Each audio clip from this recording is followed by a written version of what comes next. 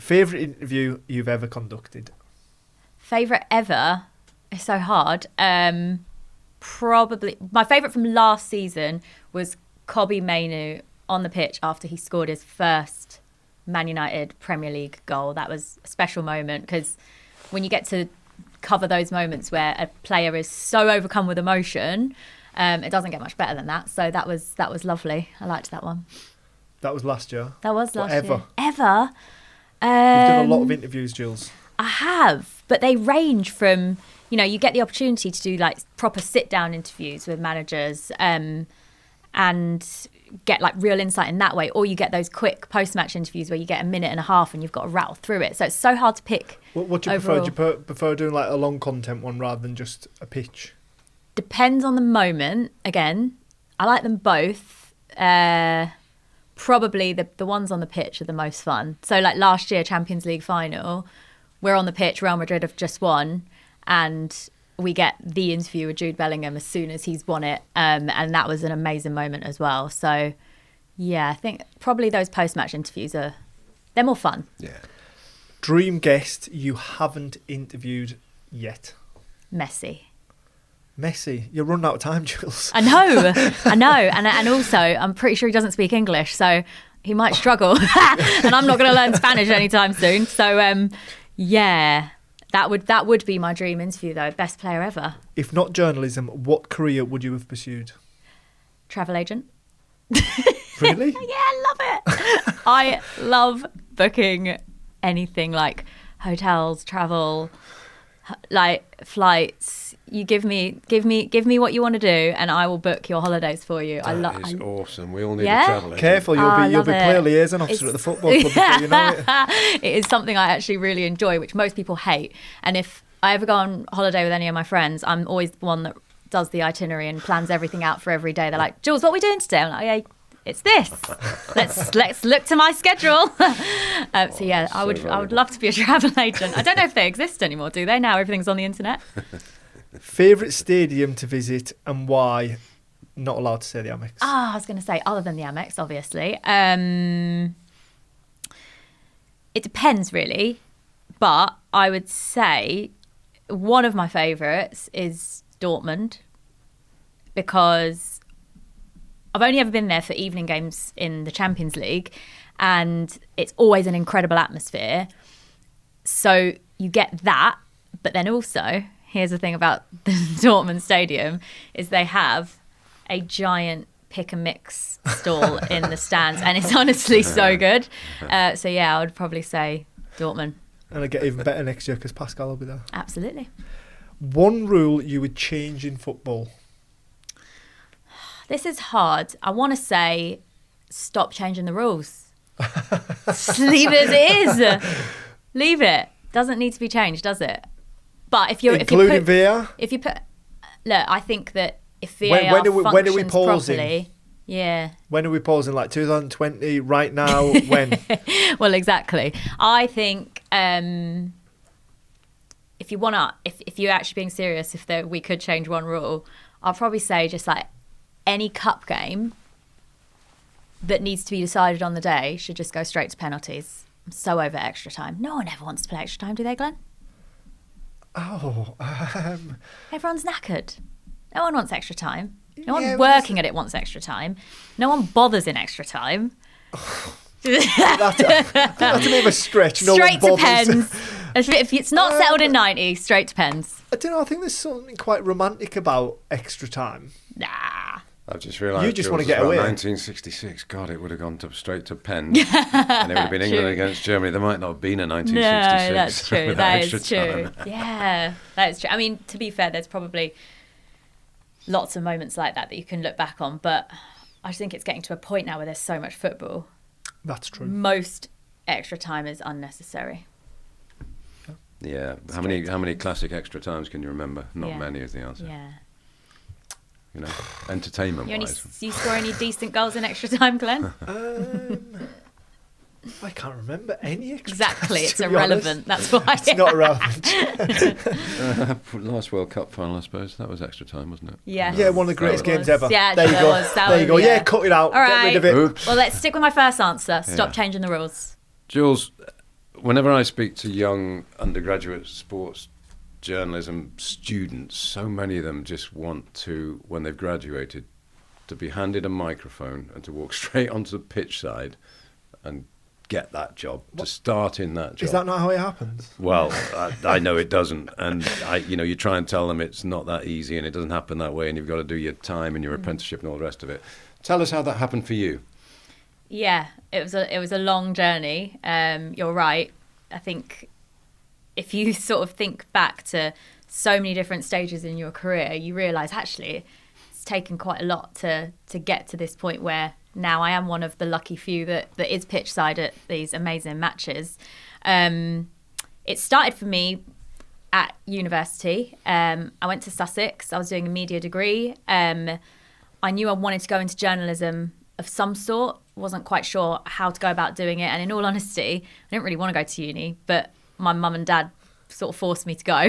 And I thought, well, I don't know what to do anyway, so might as well go to uni for 3 years. So hence why I stayed in Brighton, because I didn't really want to go anywhere. I kind of just wanted to stick around, and decided that actually doing a media degree and maybe sort of sticking to something that I knew I'd enjoy, I'd maybe then eventually find something that I wanted to do as a career. And it was when I was at university that I sort of thought to myself, I'd quite like to write.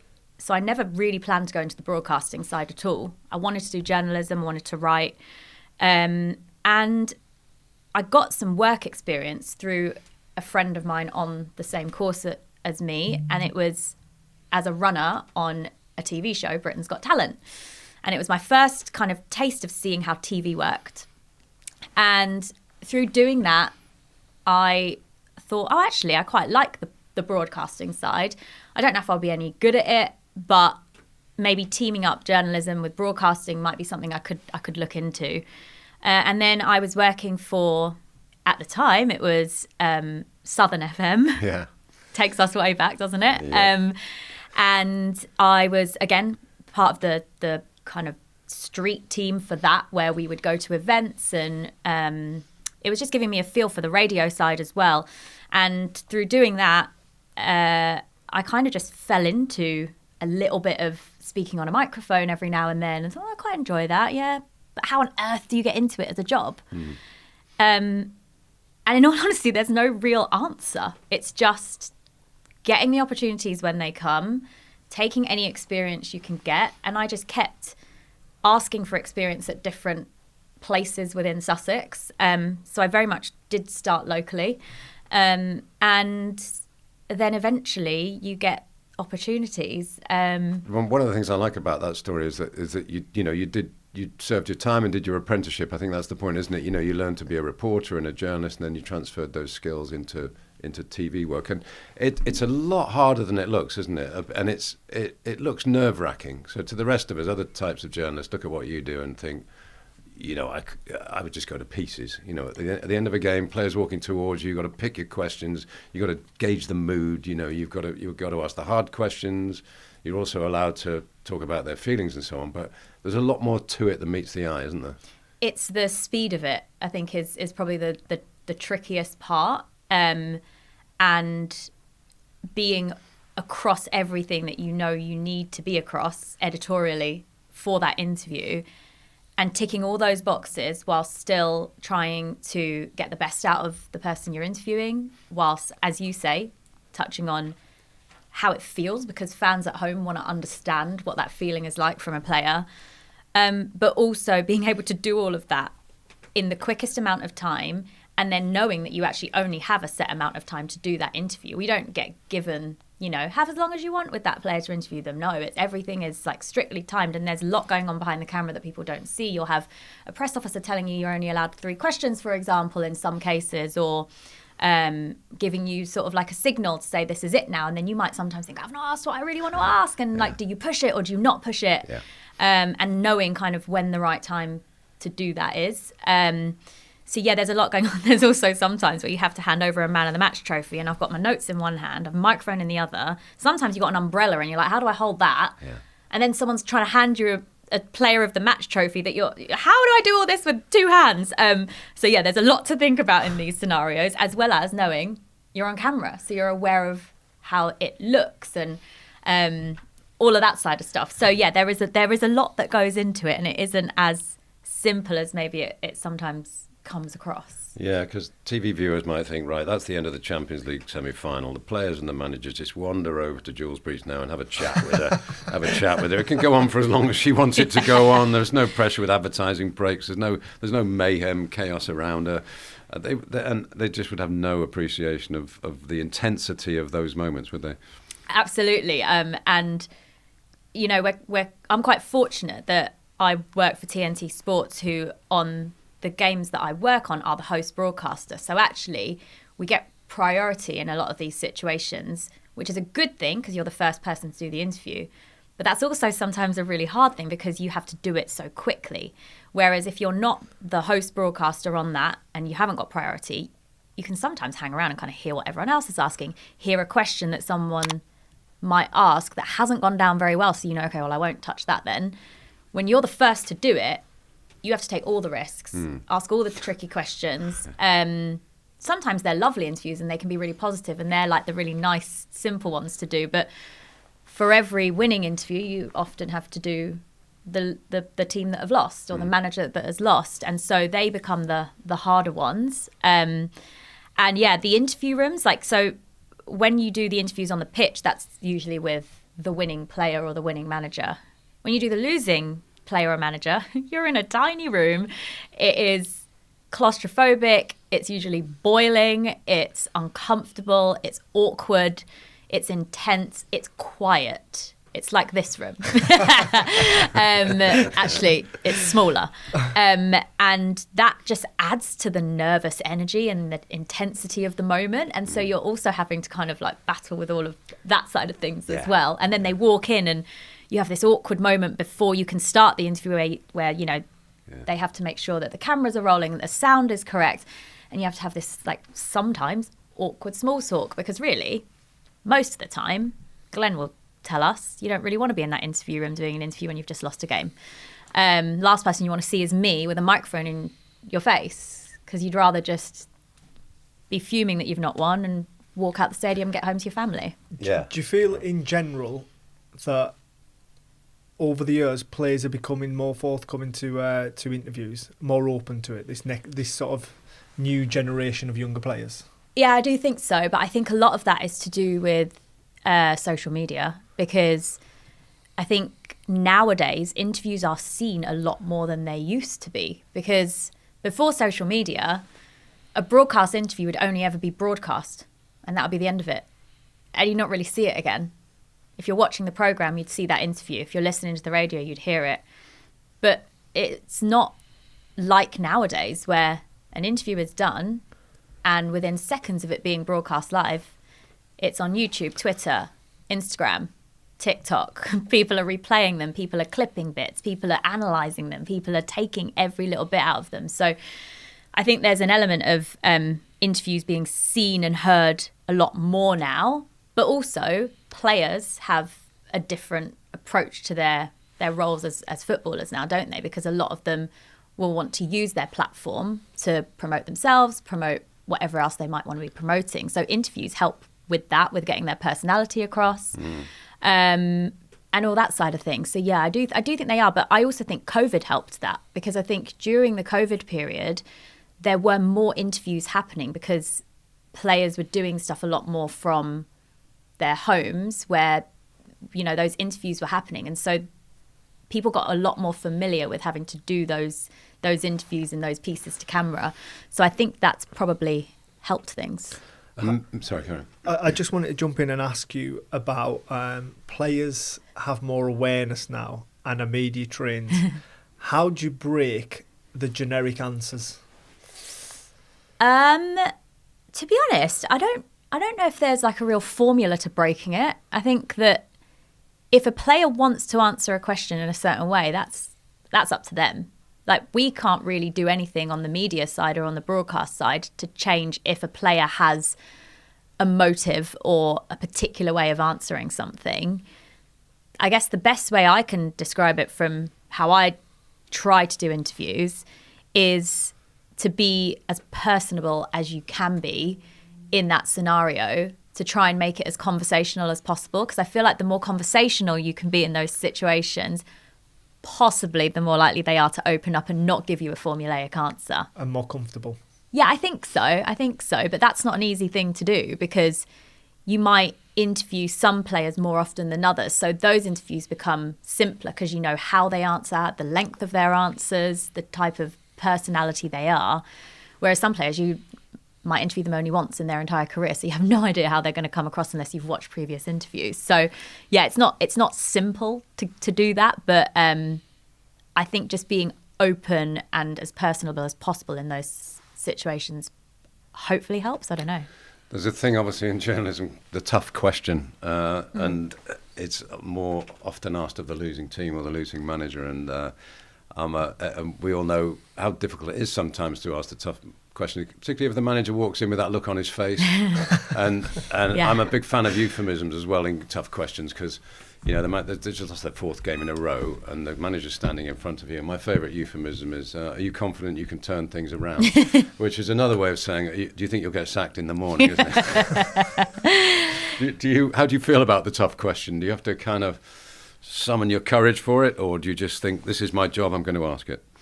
A bit of both, because I wouldn't be doing this job if I didn't enjoy the journalism side, and part of journalism is that you have to ask the difficult questions, and also part of journalism is telling the story. And if the story is the team have lost and they haven't been as good as the fans think they are, my job is to be there and ask the question why.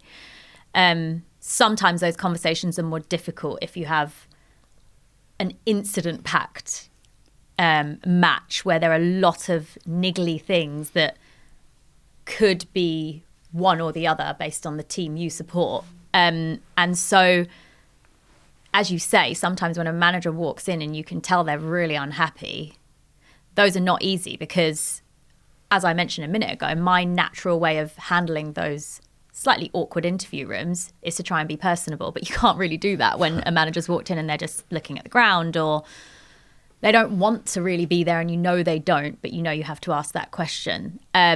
So I would say that the best way to do it, and I think what I've found that works, or that maybe when I've watched other interviews and I think I'm not sure if the manager is too happy with the way that was phrased, is to never, ever give your opinion, because it's not really about what you think. And just to ask them simply why, how, and what. So I guess just keeping it as simple as possible and making sure that they are aware that you're not trying to say you know any better than them, because we certainly don't. They're the ones in the know. They're the ones that know why or how, or you know what to do next. And so it's just your job to stand there and ask the questions. But yeah, sometimes that's not easy, especially if they're in a prickly mood, which is completely understandable, by the way. Talking about prickly moods, have you ever had a reaction that you didn't think was coming your way? Yeah, I had one last season which completely threw me, which was Thomas Tuchel, who is one of my favourite people to interview. He's amazing because he always gives you so much. You can ask like the shortest, simplest question and he gives you so much insight, and he's a fascinating manager. I interviewed him after Arsenal played Bayern Munich, and thank goodness I really was concentrating and listening to every word, because he started talking about an incident which I knew watching it I hadn't seen. And you have this moment inside you of fear where you go, oh my God, I have no idea what he's talking about. What penalty, what red card, what is he actually talking about? But I was also very aware that day that I didn't miss anything. I was watching the coverage. I had the commentary on the whole time. I wasn't distracted by anything that day. I really knew that I didn't miss this. But to get the courage to then go back to him and go, you're going to have to just describe that incident because I'm not aware of that. But the fear I had inside me of asking that question, because I thought, oh my God, if everyone else has seen this and I've just somehow missed it, how embarrassing is this going to be? But I also knew I didn't miss it, if that makes sense. Yeah. And thankfully, no one else had seen it. We didn't pick it up on our cameras. It was an incident where a player had played a back pass to the goalkeeper and the goalkeeper picked it up, but no one kind of really saw it. Yeah. And really, they should have been given a penalty by the letter of the law. He ends up explaining this incident, and I'm in this interview thinking, oh my God. But he was obviously quite rattled by the incident and quite annoyed. So as soon as this interview ends, I quickly go onto comms to the gallery and I'm like, guys, you need to find this incident because he's just mentioned it. We've not shown it. I know we haven't shown it. I know I didn't miss this. I was like, so someone needs to find this clip. And so then all mayhem breaks loose in the gallery and everyone's trying to scramble around trying to find this clip. So that was a tense moment. And also, yeah, it was quite scary to have to do that, but to also be brave enough, I suppose, to ask that question, which I'm glad I did in hindsight. But yeah. It was a really niche moment, that, wasn't it? It was niche, in the what happened in the game. But did you feel under any more pressure asking that question in what is effectively a masculine world, being a female? Oh yeah, definitely. Because I think there is still an element of, we all know what it's like. You go to football, you sit in press rooms, you sit in the media room, you are amongst all these other interview rooms when you're doing your job, and women are still outnumbered. There are still far more men in the industry than women. Thankfully, that's actually now growing. But I would still say that on average, when I walk into a press room, I will be one of a handful of women compared to men. And I think a lot of the girls I speak to who do the same job as me, we almost feel like a sense of responsibility to do a good job because we want to be representative of women that want to work in this sport and do a good job at it and be professional, because there obviously is still, probably more so with social media being so prominent, there is probably harsher criticism on women when things don't go right. And if you speak to anyone that works in any kind of live TV or reporting, if you don't make a mistake, you're not human. It's going to happen. It's going to happen to anyone, whether you're male or female. But when it happens to a female, it almost feels like the whole gender gets criticised for it, not just that person. So there is an element of feeling responsible to be as good at your job that you can be, because you feel that you want to represent all the women in the industry. Yeah, obviously you're on your own journey and you go from game to game, and it never stops, this constant feed of football. Yeah. But do you ever step back and think, I am really blazing a trail for young females that want to get into this industry?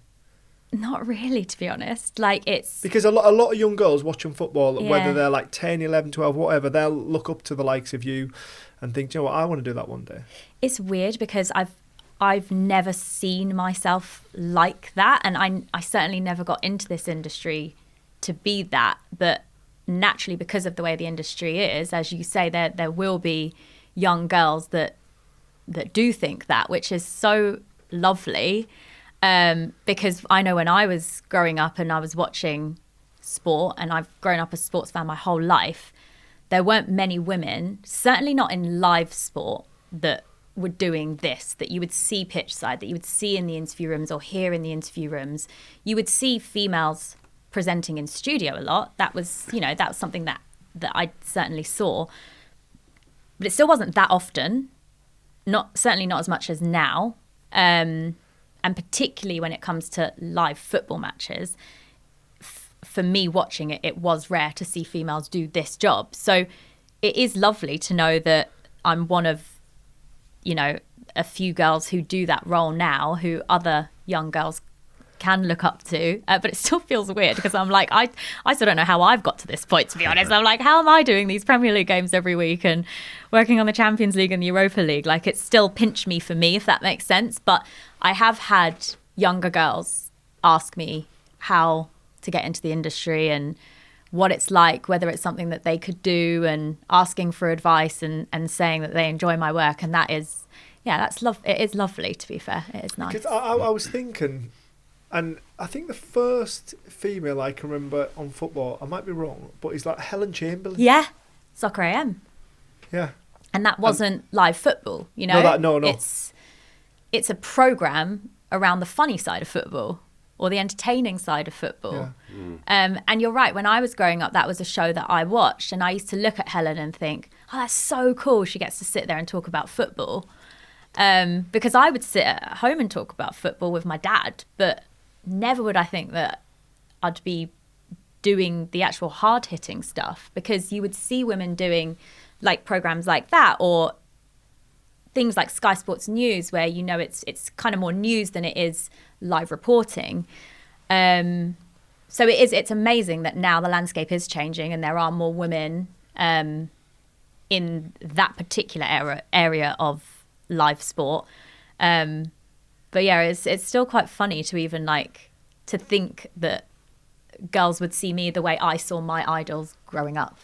Yeah, it feels a bit funny. It feels a bit alien, a bit sort of like out of body experience, if you know what I mean. Yeah, I think that's why I'm asking you so many questions about how it works, because people need to understand that it's a skill and a discipline. It's a trade. It's a kind of art form. It's not something you just wander onto the touchline and do, without training and preparation and skills. But I mean, going back to your football background, I don't want to labour the point that you're a local person, let's say, but you did your grounding in watching football and enjoying football was Brighton Hove Albion, wasn't it? So can you tell us a bit about that? Yeah, absolutely. Well, I've actually grown up in lots of different parts of the world, so I haven't always lived in Brighton, but I was born here and lived here till I was 8. And then I moved away and went to the Caribbean and lived in Jamaica for 8 years. Hard life. And then it was when I actually came back when I was 14, 15, that I moved back to Brighton, and I lived with my cousins, and they are all crazy Albion fans, season ticket holders, watched them their whole life. And it was then really that I started getting into football properly, because prior to that I'd just watch it on TV with my dad. We couldn't go to games when we lived in Jamaica. So so then that was really when I started following the club. And then because I then stayed in Brighton throughout the rest of my education, college, university, went to university over the road from when the Amex opened. It was then, and then working on local radio, that I started following the club even more closely. And now here they are in the Premier League and playing in Europe for the first time. And it's crazy that I got to cover that journey that Brighton went on, because it was so special to see as a fan where the club have been and where they've got to. But then to be able to be working so closely with the club during those games was certainly a career highlight. It was absolutely amazing. And I guess that seeing that journey gives you a kind of good context, doesn't it? Because you'll be dealing with the elite Premier League clubs and the Champions League clubs, and if they don't win for 3 games, then it's a tragedy. Yeah. The fans are in mourning, and someone's got to get fired, and it's not fair, it's not right. How can we possibly go 3 games without winning? But your context in football shows you that it's not actually like that for the vast majority of clubs. It's a struggle. It's not glamour. It's not being in the Champions League every season, is it? Brighton's a good education in that sense, isn't it? Yeah, it is. But also, I don't know whether it's also, for me, the reason I love sport is because of stories. You can translate that to any sport that you watch.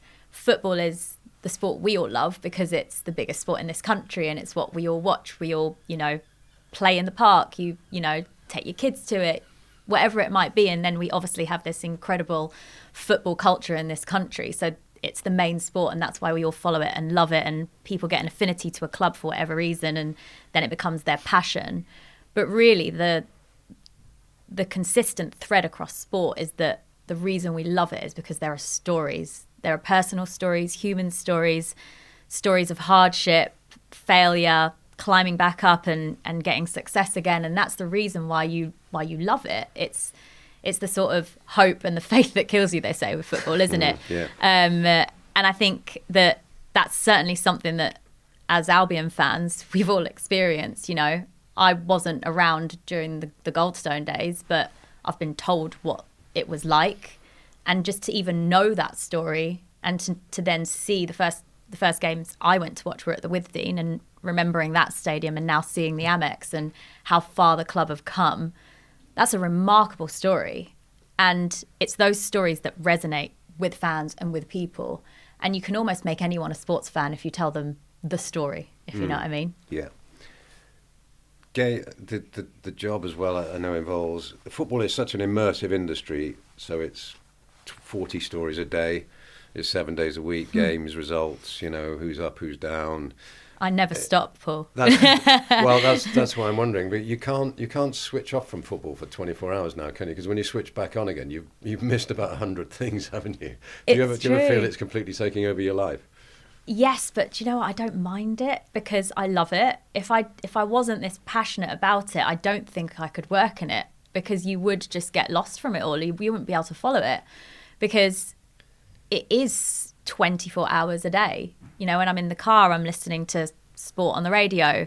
Driving here today, I had the radio on, listening to the latest stories in football. If I'm at home and I'm not really doing anything, I'll have sports news on in the background. It's almost like it's just part of my life, and as osmosis, you're constantly just taking it all in.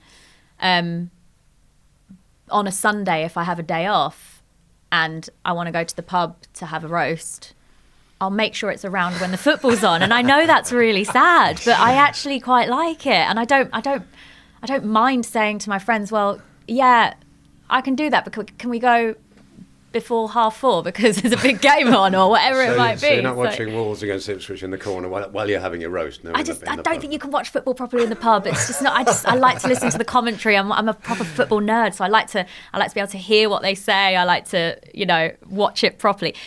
Look, if it's not a massive game and you can go to a pub that has it on and it's on in the background, fine. But if I want to watch a game properly, I want to sit on my sofa with no one bothering me and just actually watch it.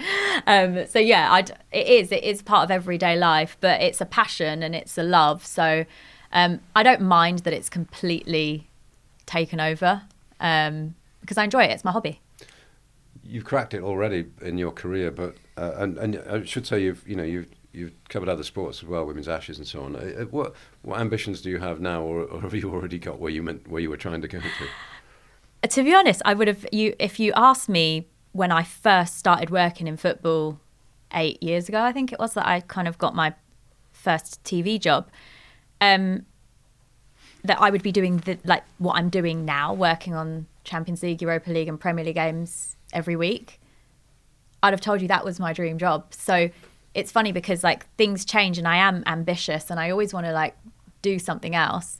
One of my career highlights was covering England on Channel 4 and watching their journey to qualify for the Euros was incredible, because I was brought up being such a huge England fan as well, and watching England games with my dad was kind of what made me fall in love with football. So that was certainly a career highlight, and I would love to cover England again. That was amazing.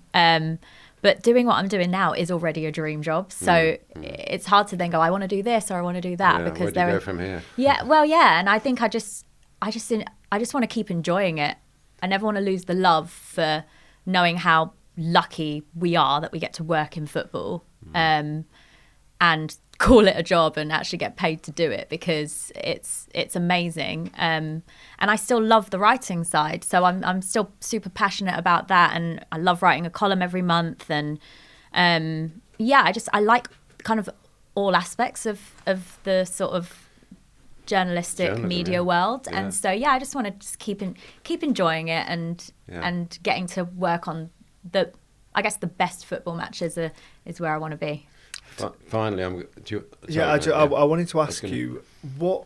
So obviously, we see you pop up on our TV screens, and then we give it no more thought. Really, we listen to the interview, we enjoy the interview, whatever. But talk us through a week in your life when the Champions League's on, because people won't understand how time consuming and how much travel you have to do. Yeah, it's a bit mad, to be honest. There are some weeks are busier than others, and then some weeks are super quiet, and I'm like, I've got nothing to do for 4 days. What do I do with 4 days off? I don't know. And then I actually find it hard knowing what to do when I have time off, because I'm so used to being on the go all the time.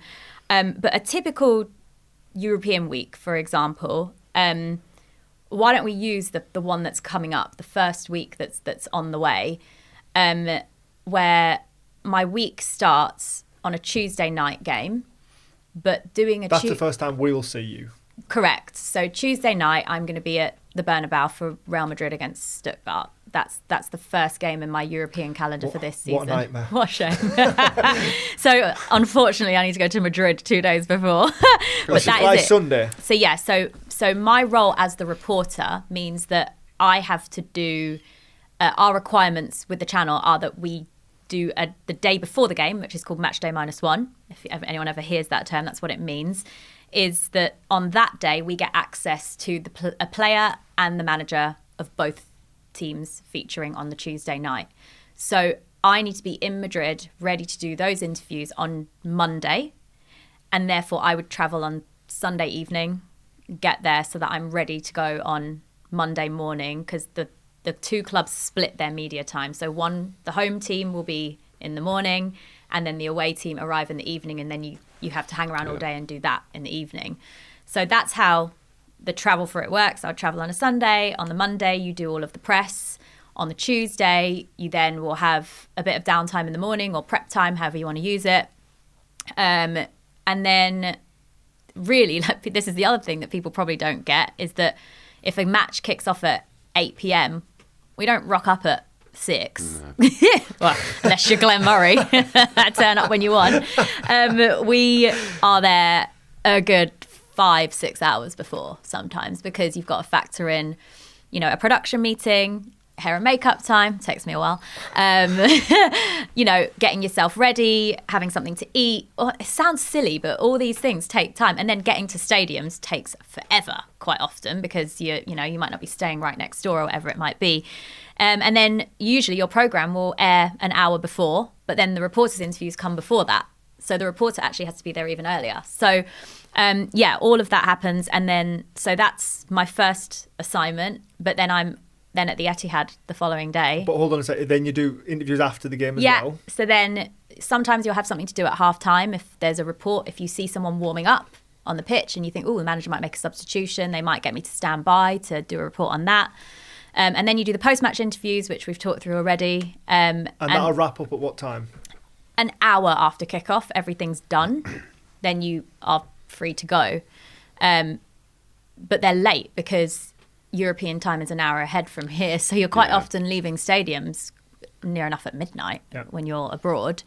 And then for this particular round, I then have to be at the Etihad the next day. So I haven't actually got my travel yet, but I assume I'm going to be on a super early flight straight to the Etihad, and then do that whole routine again.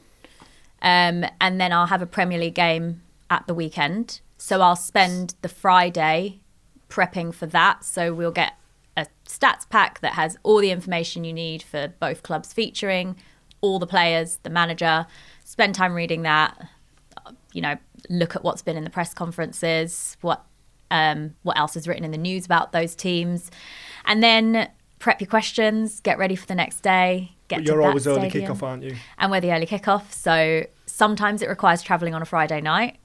I think that week I'm actually in London, so that one's fine. So sometimes you spend Sunday, Monday, Tuesday, Wednesday, Thursday if there's Europa League, Friday out of the house. Yeah, and then home on a Saturday night. And if you're back-to-back European week, sometimes it carries on, obviously, because then you'd go again Sunday. But then I don't always do a Tuesday game. So if I'm on the Wednesday Champions League game, that's a rarity because it's just 3 days of Champions League that week. Then there's the usual weeks would be Tuesday, Wednesday Champions League, Thursday Europa, and I wouldn't normally do 2 Champions League games. I'd do 1 and then Europa. But still, it's a lot. People will be surprised what you put into it. Definitely. You think? Yeah.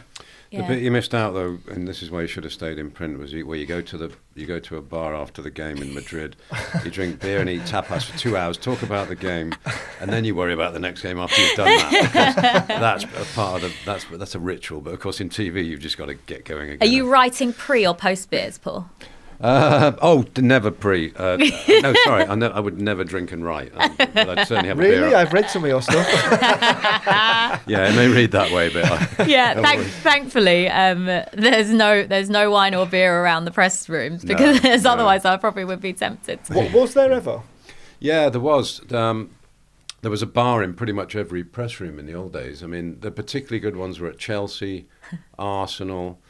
You mentioned Dortmund and the pick and mix. I mean, the great Bayern Munich have a... I was going to say Bayern. They still have a kind of beer keller, basically, don't they, in the press room? So when you've done your work, they'd pour you a stein of beer that was about 6 feet high. And that was your kind of reward for covering the game at their club. Can I tell you a funny story? Exactly that still happens now, Paul. So I was at Bayern Munich a couple of times last season, and after one of the games, we had to wait a while for some reason in terms of like getting out of there. And so we all just went and hung out in the press room, and like everyone's got these beers, and I was like, I don't really want a beer. I was like, I wonder if I can get some wine. They just went and got... Yeah, they were like, sure, we'll get some red wine. Not a big one. Not for me, that. Not for me, the big wine. stein of beer. Sam Allardyce pint of wine. But it's great because you're in the press room and everyone's sort of like, you know, mostly wrapping up their work by that point. So everyone's got a beer to relax and unwind.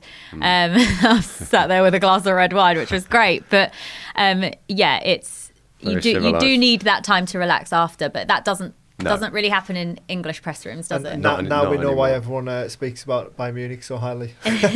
Great stadium. I actually judge most stadiums. When you asked me earlier what's my favourite stadium, I tend to judge them based on who has the best food in the press room. Because go on then, you've got to give us a Premier League one. Chelsea wins. Still? Yeah, Chelsea still wins small, best food. It is a small press room, but the food is good. There's a good selection. Spurs is good. Do you know what? I didn't do a single Spurs game last year, and obviously the new stadium is amazing, so I imagine it's good. The other one that's actually quite good is, I feel like all I talk about is pick and mix, but Fulham and Man City both have pick and mix in their press rooms. Oh, do they? Yeah. I don't go that far north. Yeah. You reach an age where that's don't pick and mix because you can't get away with it. But, finally, Jules, I'm going to bring Glenn in on this as well. He wasn't expecting this, but I'd like from each of you, for people listening to this who might want to go into TV, sports, football journalism, what would be your golden rule of broadcasting live? Oh, golden rule.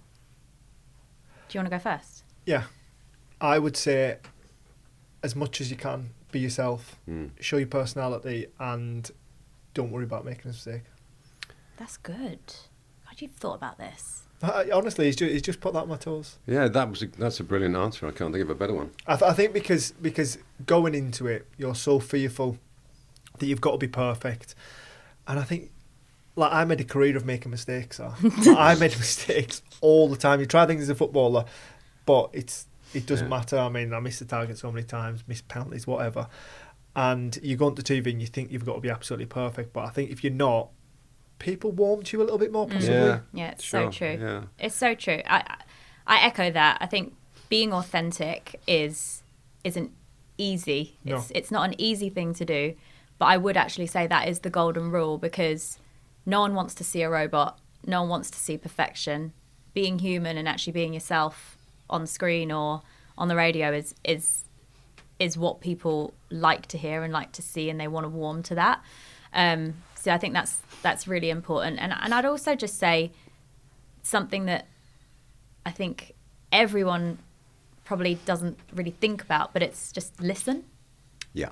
Listen to what people say and really take it in, because you can be so guilty in those situations of speaking and constantly thinking, what am I going to ask next? What am I going to ask next? What am I going to say next? When really, if you just listen and treat it like a conversation, it's far more palatable and listenable, if that's a word, to the audience. And you tend to get the better conversations that way as well, if you're just having a conversation. So I would say, yeah, be authentic, be yourself, and listen.